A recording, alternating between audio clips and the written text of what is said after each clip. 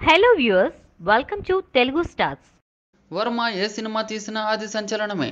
ఎందుకంటే సినిమా కంటే ముందు దానిపై వచ్చే విమర్శలకే ఎక్కువ ప్రాధాన్యత ఉంటుంది. లక్ష్మీస్ ఎన్టీఆర్ సినిమా గురించి పెద్దగా చెప్పాల్సిన పని లేదు. ఇప్పటికే అనేక విమర్శలను మూటగట్టుకుంది. ఈ సినిమా విడుదల కాకముందే వర్మ మరో ఇద్దరు ప్రముఖుల బయోపిక్ లను లైన్ లో పెట్టారు. ఇప్పటికే లక్ష్మీస్ ఎన్టీఆర్ సినిమాపై పెద్ద దుమారం రేగుతుంది. సినిమాను అడ్డుకోవడానికి టీడీపీ నానా ప్రయత్నాలు చేస్తుంటే ఈ నెల 29న విడుదల చేసేందుకు వర్మ రెడీ అవుతున్నారు. చంద్రబాబు నాయుడును విలన్ గా చూపించి లక్ష్మీస్ ఎన్టీఆర్ చిత్రాన్ని తీస్తున్నట్లుగా వర్మ బాహాటంగానే సెలవిచ్చారు. లక్ష్మీస్ ఎన్టీఆర్ చిత్రం ఈ నెల 29న విడుదల కాబోతున్న నేపథ్యంలో మీడియా ముందుకు వచ్చిన వర్మ కొన్ని ఆసక్తికరమైన వ్యాఖ్యలు చేశారు. లక్ష్మీస్ ఎన్టీఆర్ విడుదలైన తర్వాత వైఎస్ఆర్ మరియు కేసీఆర్ ల బయోపిక్ ను కూడా తీయాలనుకుంటున్నట్లుగా ప్రకటించాడు. ఈ బయోపిక్ ల పర్వంను ఎన్టీఆర్ తో వదిలేయకుండా వరుసగా సినిమాలు తీయాలని భావిస్తున్నట్లుగా వర్మ చెప్పిన నేపథ్యంలో ఆ విషయంలో పెద్ద ఎత్తున చర్చ జరుగుతుంది. వైఎస్ఆర్ సినిమా గురించి వర్మ స్టోరీ లైన్ కూడా రివీల్ చేశాడు. వైఎస్ మరణించిన తర్వాత జరిగిన పరిణామాలపై వర్మ సినిమా తీయనున్నారు. వైఎస్ఆర్ మరణం తర్వాత తెలుగు రాష్ట్రం